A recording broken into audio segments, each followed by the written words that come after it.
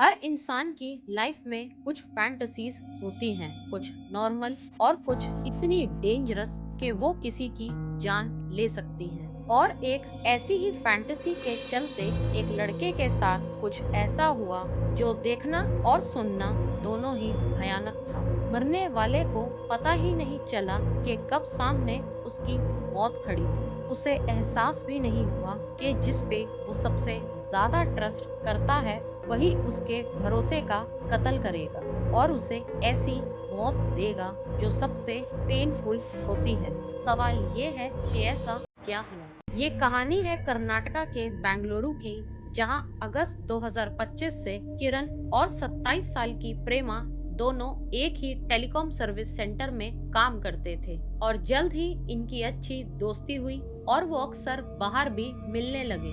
दोनों के घर भी पास में ही थे, तो अक्सर किरण उसे बाइक से ड्रॉप और पिकअप भी करने लगा और धीरे धीरे दोनों के बीच में प्यार पनप रहा था। फिर आया 14 फरवरी 2026, जब किरण ने प्रेमा को प्रपोज किया और दोनों एक रिलेशनशिप में आ गए। सब कुछ परफेक्ट चल रहा था, लेकिन मार्च में किरण ने अपनी एक्स गर्लफ्रेंड को अनब्लॉक कर दिया था।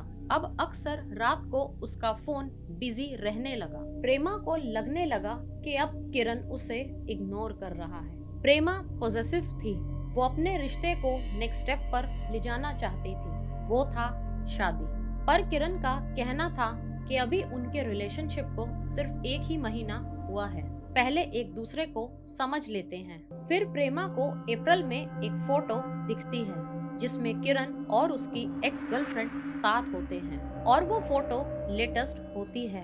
अब प्रेमा को यकीन हो गया था कि दोनों अभी भी मिल रहे हैं और उसका गुस्सा, जेलसी और ओवर थिंकिंग बढ़ने लगती है। रोज झगड़े होते हैं, प्रेमा बार बार शादी की बात करती है और किरण हर बार टाल देता। धीरे धीरे किरण ने उसे इग्नोर करना शुरू कर दिया था, उसके कॉल्स, मैसेजेस सब इग्नोर। और फिर प्रेमा को उसने ब्लॉक कर दिया। किरण ने मन बना लिया था कि वो प्रेमा से पीछा छुड़वाना चाहता है, लेकिन प्रेमा रुकने वाली नहीं थी। वो किसी भी कीमत पर किरण से शादी करना चाहती थी। और एक दिन प्रेमा ने सोशल मीडिया पर देखा कि किरण ने अपनी एक्स गर्लफ्रेंड को अनब्लॉक कर दिया है और बस यहीं से उसके गुस्से को हवा मिली। वो ओवर थिंकिंग करने लगी, ये मिलते भी होंगे या शायद वो लड़की इसकी जिंदगी में वापस आ गई है, इसीलिए वो मुझसे शादी नहीं करना चाहता। उसने मेरा यूज किया है। और फिर उसने एक प्लान बनाया। 21 अप्रैल 2026 सुबह 10:30 बजे प्रेमा ने एक नए नंबर से किरण को कॉल किया।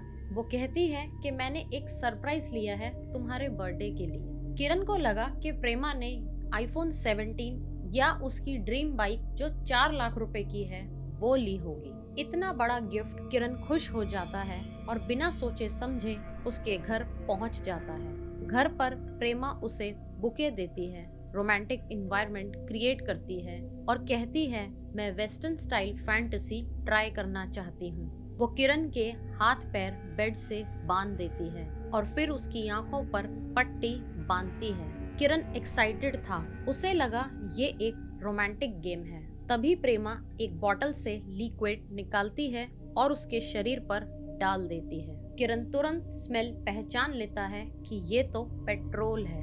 वो डर जाता है, रोने लगता है कि आओ हम दोनों बैठकर बात करते हैं। लेकिन प्रेमा उसका वीडियो बना रही थी और इससे पहले कि वो कुछ समझ पाता, प्रेमा ने जलता हुआ लाइटर उसके ऊपर फेंक दिया और वो आग की लपटों में जलने लगा। जिंदा जलना दुनिया की सबसे पेनफुल डेथ होती है।